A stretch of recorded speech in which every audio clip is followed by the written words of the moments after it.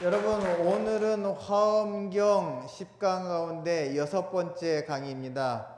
여러분들 여기 칠판을 한번 주목해 보십시오.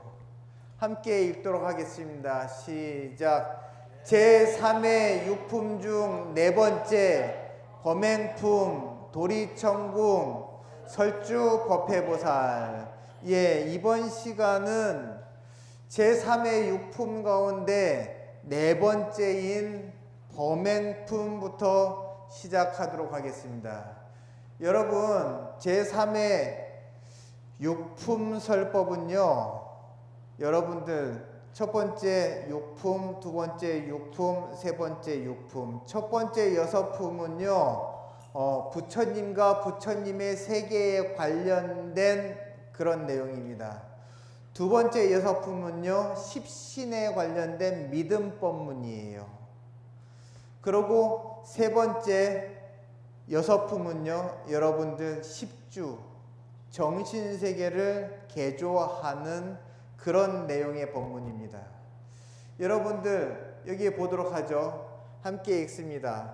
믿음이 청정한 것을 정행이라 하고 정신세계가 청정한 것을 범행이라고 한다. 여러분들 그 문수보살께서 설하신 10가지 믿음에 관련된 그 법문에 보면은요, 정행품이라고 저희가 공부를 했습니다. 거기에 보면은요, 그 믿음이 가득한 상태에서 행하는 어떠한 것 하나라도 그 바램이 없는 행을 하지 말아라. 그래서 당원중생 이런 글귀가 계속 나온다라고 하는 거. 그러니까 밥 먹으면서 중생을 위해서 발언하고, 그러고 또 어딜 가더라도, 또 물 마시더라도, 밥 먹더라도, 옷을 입고 벗더라도 항상 중생을 위하는 생각을 하라 그랬단 말이죠. 여러분들 어찌 보면은요, 십신 때는 일상생활을 기도하는 마음으로 살아라 하는 그런 뜻이 있습니다. 그런데 이제 정신세계를 이제 부처님 사상으로 채워나가는 십주 때는 여러분들 뭔가 청정의 개념이 달라져요. 그래서 어떻게 달라지느냐, 믿음이 청정한 것을 갖다 정행이라고 했단 말이죠. 이때는요, 무엇을 깨끗하게 해라, 오염된 것을 갖다가 맑혀라, 이런 얘기를 하는데, 범행은 그런 것이 아닙니다. 여기 계속 읽도록 하겠습니다. 시작. 십신에서는 오염된 행을 하지 않는 것을 권했지만, 그죠? 십신 때는 오염된 행을 하지 말아라 이렇게 얘기했지만은, 함께 읽습니다. 십주에서는 깊은 통찰을 통해서 모든 존재가 본질이 청정함을 알고 마음의 더럽고 깨끗함을 시비하는 생각에서 벗어나 어떤 것도 취하거나 집착할 것이 없음을 깨닫는 것이 십주의 깨끗한 마음이다. 이 얘기는 뭐냐면요, 이 십신 단계에서는요, 더러운 것을 하지 말아라, 더러운 것을 취하지 말아라 이렇게 얘기했단 말이죠. 근데 이 정신세계를 부처님 법문으로 채우다 보니까는 어떻게 생각이 바뀌냐, 본래 취할 것이 없다. 네가 바라는 그 욕심은 본래 네 것이 아니고, 그리고 네가 설사 가졌다 손치더라도 애초부터 네 게 아닌데 언제까지 그것이 너한테 영원한 존재로서 남아서 너의 소유가 될 것이냐. 본래 우리는 무소유이니라 하는 그런 이젠 사상이 있단 말이죠. 여러분도 생각해 보세요. 여러분 남편이 언제부터 여러분 남편이었습니까? 시어머니한테 물어보세요. 자기 아들이라 그러지. 그러니까는 각자가 취하는 입장이 다 다릅니다. 그렇기 때문에 취할 수가 없어요. 본래 나도 내 것이 아닌데 무슨 내 배우자가 내 겁니까? 아니거든요, 절대. 그렇기 때문에 그렇게 하게 되면 삶이 오염된 것이다. 그렇기 때문에 절대로 취할 수 없고 절대로 내 것이 아니다라고 하는 그걸로 인해 가지고 정신세계가 탐욕에서 벗어나는 것, 그것이 범행이거든요. 여러분들 여기 계속 읽어 나가도록 하겠습니다. 여기부터 읽겠습니다.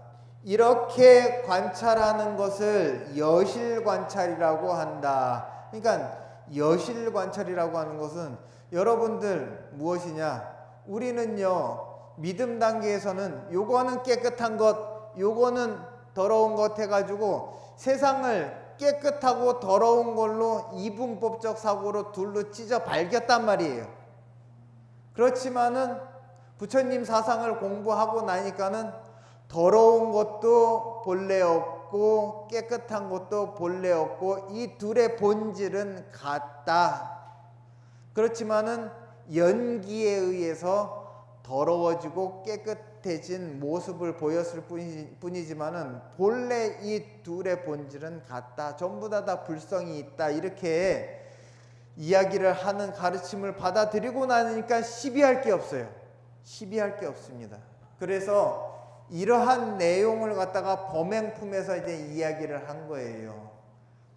그러고 난 다음에 여러분들 이쪽으로 갑니다. 함께 읽겠습니다. 제3의 육품 중 5번째 초발심 공덕품 도리천궁 설주 법회보살. 초발심은 처음으로 보리심을 낸 것을 뜻하는데 이 품에서는 초발심이 흐트러졌을 때 다시 몇 번이고 초발심의 때로 돌아가는 끝없는 발심을 권하면서 그 공덕은 일체 고통을 없애는 방법이며 가장 뛰어난 공덕이라고 말한다. 그래서 여러분들 법회보살에게 다른 9명의 지혜 해자 이름 돌림자가 들어간 보살들이 질문을 합니다. 법회보살이시오, 초발심 강조를 하는데 그게 어떠한 공덕이 있어서 자꾸 그것을 강조합니까? 라고 이렇게 얘기를 한단 말이에요. 그러니까는 초발심이라고 하는 것은 처음 보리심을 낸 것을 갖다가 초발심이라고 그러거든요. 그런데 우리가 살다 보면은요, 초심을 잃게 되잖아요. 그럼 다시 초심으로 되돌리고 처음 발심할 대로 되돌리고 10번이고 1000번이고 10,000번이고 계속 처음으로 돌리는 것. 처음에 그 마음, 순수했던 그 마음, 정말 내가 부처되겠다 하는 그 마음으로 자꾸 흐트러졌을 때 몇 번이고 반복해서 초발심으로 돌아가는 것, 그것을 갖다가 권했단 말이에요. 처음 딱 발심할 때 그때만이 아니고 흐트러지면은 다시 돌아가고 하는 그것이 공덕이 있다 이 말이에요. 그러면서 일체 고통을 없애는 방법이 초발심으로 돌아가는 것이며, 여러분들 그러지 살다 보면은요, 어려움을 당했을 때 자기 자신을 반성해 보면은요, 초심이 흐트러지는 경우가 많습니다. 내가 왜 이렇게 됐지? 그러면은 이전으로 그때 순수했던 그때로 돌아가자. 자꾸 이렇게 돌아가다 보면 공덕이 있단 말이에요. 일체 고통을 없애는 방법이 그때로 돌아가는 것, 초심으로 돌아가는 것, 그리고 그것이 가장 뛰어난 공덕이라고 이 초발심 공덕품에서 이야기를 하고 있어요. 그러니 얼마나 훌륭한 법문입니까? 그 다음 보도록 하겠습니다. 제3의 육품 중에 이제 6번째, 10주 가운데 제일 마지막 클라이막스입니다. 명법품입니다. 함께 읽도록 하겠습니다. 마음 닦는 것을 습관화하고 물러남이 없는 정진의 마음을 강조하면서 수행의 최대 적은 게으름과 스스로의 통제력 상실인 방일이라 말한다. 여러분, 방일이라고 하는 말, 우리가 방일하지 말라라고 하는 말을 하는데요. 이 방일이라고 하는 말의 뜻은 불교에서 가장 많이 이야기합니다. 게으름과 스스로의 통제력을 상실하게 되면은요, 스스로를 갖다 통제하지 못하는 그 통제력을 갖다 상실하게 되면은요, 그런 방일하다고 얘기하는 거예요. 게으르고, 그러고 스스로의 통제력을 상실하게 되면 방일하다고 이야기하는 겁니다. 그래서 마음 닦는 것을 습관화해야 되고, 뒤로 물러남이 없는, 후퇴하지 않는 정진의 마음을 갖다가 강조하면서 그 수행의 최대의 적이 누구냐? 그것은 게으름과 스스로의 통제력을 상실한 방일이라고 얘기한다. 그러니까 우리가 계속 수행하면서 제일로 살펴봐야 되는 것이 내가 게으른지 게으르지 않은지, 그 다음에 스스로를 잘 제어하고 통제하는지, 이거를 갖다가 살펴봐야 된단 말이죠. 정진하는 자의 자기 관리는 방일하지 않으며 부지런하고 스스로를 잘 통제하는 것이라고 말하는 것이 명보품입니다. 그 다음에 이제 보도록 하죠. 제4회 사품 중 첫 번째가 여러분들 이젠 사회법문입니다. 이제 여기서 10주법문이 다 끝나고 이제 10행법문으로 가는 거예요. 10행. 이제 여러분들 10주법문에서 정신세계 개조를 하고 부처님의 철학을 갖다 머리에다 꽉꽉 채우니까는요, 이젠 어떻게 해야 돼요? 이것을 갖다 실천해야 돼요. 직접 실천해야 된단 말이죠. 머리만 꽉꽉꽉꽉 채우고서 이 실천을 안 시키니까는요, 무엇만 하느냐?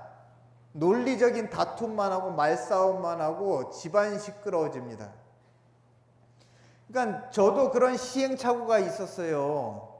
사찰의 주지를 하면서 계속 시도 때도 없이 정말 저는 열심히 신도분들한테 불교 교리를 가르치고 부처님 가르친 경전을 갖다가 끊임없이 가르쳤는데요. 이분들이 나중에 어느 정도 되니까는 아르마리라고 하는 게 생겼어요. 그러니까 본인이 아르마리 갖고서 자기 업대로 또 해석을 해. 이게 문제예요. 자기 업이 닦이지 않은 상태에서 부처님의 가르침을 넣어 놓으니까는요, 이거는요 무엇과 같냐? 부처님의 가르침은요 아주 싱싱한 계란이고, 그러고 자기의 닦이지 않은 업은요 고른 계란이에요. 암만 섞어놔도 싱싱한 계란을 전부 다 버리게 되는 겁니다. 그러니까는 그 상태에서 어떻게 돼요? 양만 많아졌어요. 양만 많아졌어. 자기 생각 플러스 부처님 생각까지 합쳐가지고 이거는요 고른 계란도 아니고 싱싱한 계란도 아니에요. 이건. 그러다 보니까는 나중에는 어떻게 되는지 아세요? 스님하고 한판 붙으려고 그래요. 논리 갖고서. 그러다 보니까는 행동을 갖다가 이거를 갖다가 실천에 옮기는 것을 시키지 않는 사찰은요, 신도분들 잔뜩 이 머리만 채워가지고서는 논쟁과 이 논란이 끊이질 않습니다. 그러니까는 그런 사람들 물에 빠지면은요 뭐만 떠요? 세 글자인데 그거는 생략하고 입만 뜹니다. 예. 그래서 우리가 그러잖아요. 저 사람은 입만 보살이야 라고 한단 말이에요. 입만 보살이다 그런단 말이죠. 그러니까는 결국 나중에 성불하면은요, 이 두 입술만 성불할 거다 이 말이죠. 그러면 안 됩니다. 그렇게 하게 되면은 이제 사는 세계가 시끄러워져요. 다툼이 끊이지 않는단 말이에요. 그러다 보니까는 그쯤 되면은 이제 실천을 해야 돼요. 실천을 하지 않는 그런 깨달음, 그런 정신세계는요, 위선입니다. 그렇기 때문에 우리가 위선자가 되지 않으려고 하면은 본인의 양심의 잣대를 갖다가 세워놨으면은 그건 남한테 들이댈 게 아니라 스스로한테 들이대는데 그것을 갖다가 실천에 옮겨야 된다라고 하는 것이 이제 십행이거든요. 여러분들 여기 보면은요, 이제 십행 법문의 내품이 사회설법에서 부처님께서 야마천궁에 올라가셔가지고 이제 법문을 이제 하십니다. 그때 부처님께서는 빛을 쏘면서 그 진리를 갖다가 방출해내면은요, 공덕림보살이 그 빛을 받아가지고 그것을 인간의 언어로 판독을 해내는데요. 여기서 승야마천궁품은 여러분들 승도리천궁품처럼 부처님께서 이 세계에 올라가는 모습이 묘사되어 있습니다. 그 다음에는 여러분들 여기 보시죠. 제4회 사품 가운데 두 번째 품, 이 품은요, 야마천궁 개참품인데요. 여러분들 부처님께서 야마천궁에 올라가시니까는 야마천왕이요, 만이보배 장엄전이라고 하는 그 궁전에 보련화장사자좌라고 하는 그 부처님 앉으실 자리 법상을 갖다가 탁 모셔놓고서 부처님께서 그 법좌에 앉으니까는 수풀림자, 돌림자가 수풀림자가 들어가는 그 보살 10분들이 나타납니다. 그래서 10명의 보살이 부처님을 찬탄하는 노래를 불렀다 이렇게 되어 있습니다. 10명의 보살의 이름을 갖다가 우리 한번 불러보죠. 공덕님, 해림, 승림, 무해림, 참계림, 정진님, 영림, 행림, 강림, 지림 보살들이 있었다. 그래서 이 보살님들이 각각의 부처님을 찬탄하는 참불가를 불러요. 그 중에서 제일로 으뜸인 화엄경을 통틀어 가지고 제일로 유명한 노래를 부르는 분이 요 강림보살입니다. 함께 읽습니다. 그 중에 강림보살의 노래가 화엄경 제일계이다. 이렇게 돼서 화엄경 제일계가 뭐냐? 약인용료지 삼세일체불 응관법계성 일체유심조 하는 그 개성이 여러분들 이 야마천궁 개참품에서 이 강림보살이 부처님을 뵙고서 부르는 참불가에서 나오는 거예요. 약인요교지 삼세일체불, 만약에 어떤 사람이든 간에 요지 삼세일체불, 삼세라고 하는 것은 과거세, 현재세, 미래세. 그러니까는 모든 시간 가운데 존재하시는 부처님에 대해서 욕하고 싶다. 무엇을? 요지. 확실히 부처님에 대해서 알고 싶은 사람이라고 한다면 응관법계성, 이 존재하는 모든 세계의 성품을 갖다가 관해라. 관하라고 하는 것은요, 여러분들 마음의 눈으로 보는 것을 관이라고 합니다. 그래서 심안으로 보는 것이 그게 바로 관이에요. 그러면 마음의 눈으로 잘 보려고 하면은 지혜가 있어야 됩니다. 그리고 선정이 있어야 돼요. 그러니까 차분한 마음으로, 산만하지 않은 마음으로 밝은 지혜로 비추어 봤을 때 그것의 본질과 속성이 보이는 거예요. 그러니까 존재하는 이 모든 것의 성품이라고 하는 것은 법계성이라고 하는데, 이 법계성이라고 하는 글자를 갖다가 두 글자로 줄인 게 법성이에요. 그래서 그 법성에 대한 또 노래를 갖다가 부른 것이 의상대사께서 법성계입니다. 그래서 법성원용의상 제법부동 몰래적 하는 그 법성계라고 하는 것이 이 화엄경의 약찬계인데, 60화엄경 약찬계가 60권 화엄경 약찬계가 법성계고, 80권 화엄경 약찬계는 대방광불 화엄경 용수보살 약찬계입니다. 아셨죠? 여러분들 법성계는 무슨 약찬계예요? 60화엄경. 그래서 여러분들 60화엄경에는요 그 보현행원품이 있는데 80화엄경은 보현행원품이 없어요.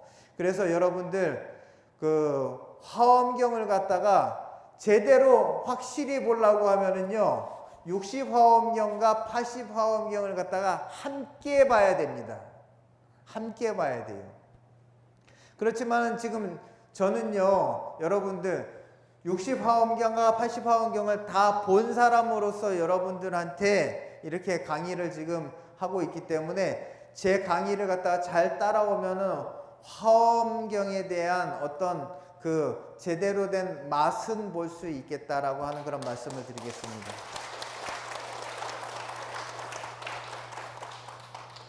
그러면서 이런 말씀을 합니다.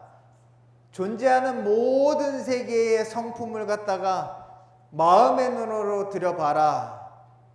마음으로 들여다보니까는 세계에는 각각 존재하는 세계가 어떻게 만들어졌느냐? 마음으로 들여다보니까는 내 마음이 만들었더라 하는 겁니다. 그러면 여러분들 한번 우리가 전부 다 나가서 저 개울 건너 저 숲을 가만히 바라다 보면은요 나중에 1시간쯤 바라다 보게 하고서 다시 모이세요 하고 무엇을 봤습니까? 어떠한 것을 봤습니까? 물어보면은요 전부 다 각자의 업대로 해석을 합니다. 산은 하나인데 산은 산인데 왜 해석이 전부 다 바다로 가고 강으로 가고 들로 가고 집으로 갑니까? 본인의 업대로 봤기 때문에 그렇단 말이죠. 그것이 바로 일체유심주예요. 자기 마음이 전부 다 만들었단 말이죠. 똑같은 상황을 갖고서 똑같은 대상을 두고서 전부 다 제각각 다른 해석이 나오는 것은요 그 사람의 마음의 장난이에요. 여러분들 보니까는 정동원의 노래 보니까는요 이 청춘은 붉은색도 아니고 사랑은 핑크빛도 아니래요. 이 마음의 욕심 마음 속의 욕심 속 물감의 장난이라는 거예요. 그 얼마나 화엄경 노래입니까 그 노래가? 그죠? 그러니까 여러분들도 세상을요 자기 마음 욕심 속 물감의 장난으로 이거를 갖다가 전부 다 그렸기 때문에 세상은 그대로인데 각자가 해석하는 바가 다 달라서 일체가 유심조 자기 마음이 지 맘대로 만들어냈다라고 하는 거예요. 그거 이 개송을 갖다가 잘 보시고서 3세 일체 모든 부처님을 갖다가 알고자 하면은요 이 세상을 잘 관해 보세요. 그 세상 하나하나 이 책상이며 의자며 이 칠판에도 그 세계에 부처님이 전부 다 있다라고 하는 거. 그거를 갖다 여러분들이 제대로 알라고 하면은 일체 모든 존재의 성품을 관해 보면 된다라고 하는 겁니다. 쭉 주목해 보십시오. 한번 읽어 보겠습니다. 함께 읽습니다. 시작. 제4회 사품 중 세 번째 십행품 야마천궁 설주 공덕님 보살. 그랬습니다. 여러분들 이 사회설법 6664 그랬습니다. 그래서 처음 6품은 부처님과 부처님 세계에 관련된 법문 6품. 그 다음에 두 번째 6품은요, 믿음에 관련된 6품. 그래서 처음 6품 부처님과 부처님 세계에 관련된 6품은 보현보살이 설하셨고, 두 번째 믿음에 관련된 6품은 문수보살이 설했습니다. 그래서 보현 문수대보살, 그 다음에 10주 6품, 세 번째 6품은요 10주에 관련된 건데요, 10주라고 하는 것은 이 정신세계와 마음을 갖다가 개조하는 겁니다. 그래서 번뇌의 마음과 어지러운 생각들을 갖다 전부 다 비워내고 쓸데없는 새 속에 물든 그러한 어떤 지식들을 갖다 쏟아내 붓고, 거기다가 부처님 가르침을 갖다, 부처님 사상을 갖다가 주입을 하는 것이 10주입니다. 그래서 법회보살이 그 설법을 했습니다. 그래서 처음 6품은 부처님 보리도량에서 설법했고, 두 번째 십신법문은 보광명전에서 했고, 세 번째 10주 법문은 도리천에서 했습니다. 그리고 네 번째는 십행법문입니다. 네 번째 십행법문은 내품에 해당되는데요, 그 내품 가운데에 세 번째가 십행품입니다. 여기가 본론에 들어가는 겁니다. 그래서 야마천궁에서 공덕림보살이 부처님의 광명을 갖다가 인간의 언어로 판독을 해낸 법문인데요, 여러분들 이 십행의 10가지를 갖다가 제가 정리를 했습니다. 여러분들 같이 보도록 하죠. 같이 읽습니다. 1번 환희행, 과보를 바라지 않고 보시를 실천하여 일체 중생을 구호함으로써 그들을 환희케 하는 실천. 여러분 여기 보면 과보를 바라지 않고 보시를 실천한다라고 하는 말이 있습니다.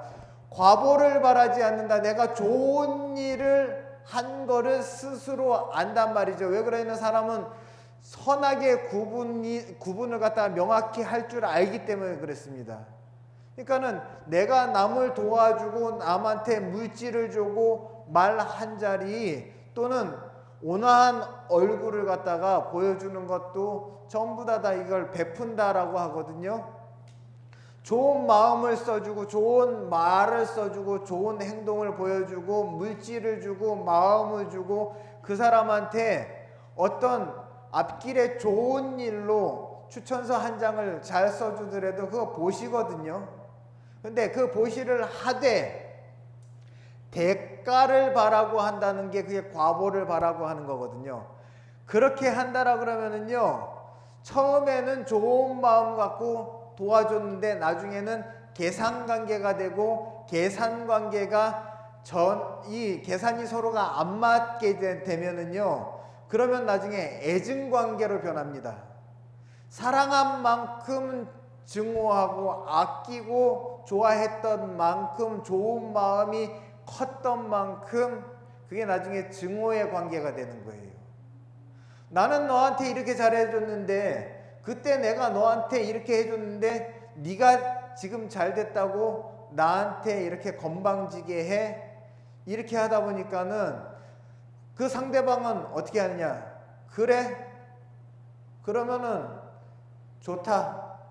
내가 너한테 받은 만큼 내가 갚아주고 그걸로 너랑 나랑 남보다 못한 사이로 끝이야. 이렇게 된단 말이죠. 그러면 안 되잖아요.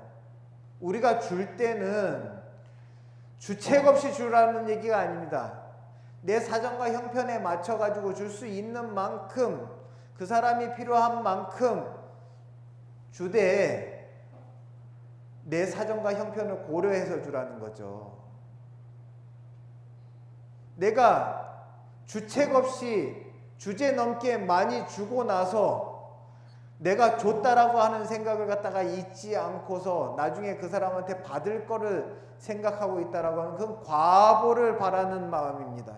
그렇기 때문에 과보를 바라지 않고 보시하는 것을 금강경에서 뭐라고 했습니까? 무주상보시라고 그랬어요. 무주상보시. 그래서 그 무주상보시를 실천해 가지고 일체 중생을 갖다가 구해 주는데, 구호라고 하는 것은 어려움으로부터 꺼내주는 게 구원해 주는 것이고, 호라고 하는 것은 보호해 주는 것이 그게 호라고 합니다. 그래서 구호해 주는 것은 어려움으로부터 꺼내주고 또 보호해 주고 하는 이러한 역할을 해줌으로써 그들한테 잊어버렸던 환희심 가득한 그런 행복과 웃음을 갖다가 다시 안겨줄 수 있는 그런 실천을 하는 것이 환희행입니다. 그렇기 때문에 여러분들 누구한테 주되 내가 줄 수 있는 만큼 주고, 거기에는요 내가 어떠한 대가를 바라지 않고 정말 줄 때는 상대방이 잘 되게끔 기도만 한껏 담아가지고 그렇게 주십시오. 그러면은요 적게 주더라도 공덕이 크고, 많이 주면서 그 사람한테 부담을 주고 그 사람 일평생에 족쇄를 채우려고 하면은, 그러면은 그걸 받고서 그 사람은 인생의 가장 큰 가치는 생명다움으로 자유입니다. 그래서 그 사람의 마음에서 자유를 박탈하고 내가 도와준 만큼의 무게를 갖다가 등짐을 지게 한다라고 하면은 삶이 얼마나 무겁겠습니까? 그렇게 하지 말고 작은 보시를 주더라도 그걸로 인해 가지고 큰 용기를 받게끔 그렇게 해주시란 말입니다. 그래서 이 환희행은 그런 뜻이고요. 그 다음에 요익행, 두 번째 요익행을 읽습니다. 함께 읽습니다. 시작. 요익행, 계행을 잘 지켜 보고 듣고 냄새 맡고 맛보고 피부로 느끼는 어느 것도 탐하지 않고 고요한 감각기관으로 보고 듣고 겪어본 증생들로 하여금 발보리심 하도록 하여 보리 깨달음의 마음을 내게 하는 실천을 한다. 여러분들 한번 생각해 보세요. 나를 도왔던 사람이 나중에 봤더니만은 천하의 아주 나쁜 사람이고 부도덕하고 파렴치한 짓을 해가지고 번 돈 갖고 여지껏 나를 도왔던 거야 라고 하면은, 그 돈을 받아가지고 내가 도움은 됐지만은 어떤 생각이 들어요? 아, 그 사람한테 빨리 벌어서 돌려줘야 되겠구나. 왜? 부정한 돈 받아가지고 내가 얼마나 부귀영화를 누리겠다고 그런 생각이 들잖아요. 그러니까요 여러분들, 남을 돕기 전에 내가 이게 윤리적이고 도덕적인 방법으로 얻은 돈인지 정직한 돈인지 생각하고, 그리고 내 자신이 누구를 돕기 이전에 도덕적이고 윤리적인 사람인지, 왜 받는 사람이 나같이 파렴치하고 못된 사람이 도와줬다라고 하는 생각을 갖게 되면은요 나중에 실망을 해가지고 삶의 용기를 잃게 됩니다. 나를 도왔던 사람이 정말 훌륭한 사람이라고 하는 그 생각이 들게 됐을 때 그 사람은 나도 나중에 저 사람처럼 돼야지 하는 롤모델로 그와 같은 사람을 갖다가 정말 도덕적이고 윤리적인 사람, 그리고 너무 자비롭고 지혜롭고 온화한 사람, 나는 저렇게 따뜻한 사람, 저 사람처럼 될래라고 하는 모델을 제시해 주려면 계행을 지켜야 된다는 이야기를 갖다가 여기서 지금 하는데요. 계행을 잘 지켜가지고 눈으로 보고 안근, 귀로 듣고, 그래서 안이비설신이 색성향 미촉법을 이야기하는데요.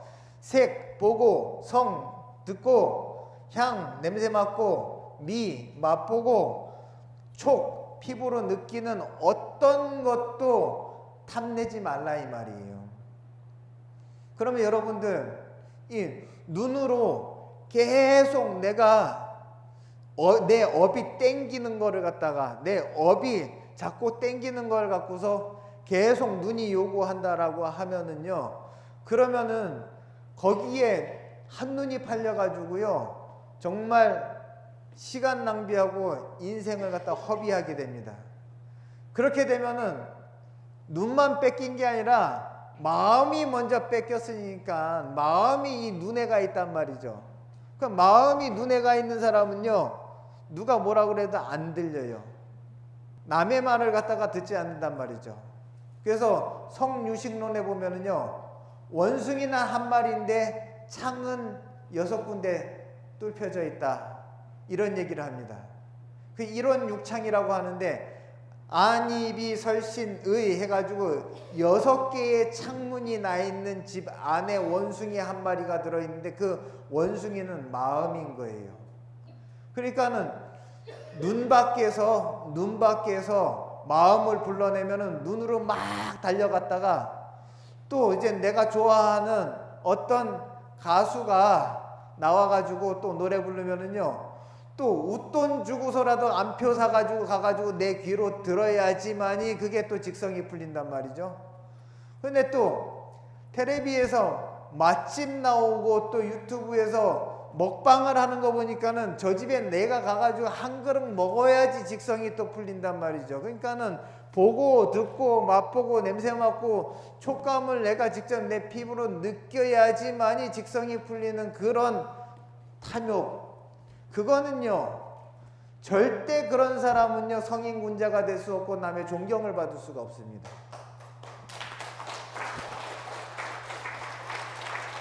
그렇기 때문에 여러분 감각기관이 고요해야 된다는 것, 감각기관이 고요해야 된다라고 하는 것. 그래서 부처님이 항상 우리가 행동하고 할 때 발밑을 쳐다봐라 그랬단 말이죠. 조고각하하라 그랬단 말이죠. 사실 시선이요 아래로 내려간 사람들은요 보면은 그 사람의 이 시선과 안군과 눈이 굉장히 고요해 보여요. 그렇기 때문에 그런 사람을 갖다가 쳐다보는 사람으로 하여금 아이고 저 사람은 다소곳하다. 또 시선이 아래로 내려가게 되면은요 이 몸가짐도 손도 가지런하게 됩니다. 그렇기 때문에 감관이 고요한 감각기관이라고 하는 것은 부처님도 말씀하셨어요. 그래서 눈과 귀와 코와 입과 이 온 몸이 피부가 시끄럽지 않게 하는 것이 계율의 근본입니다.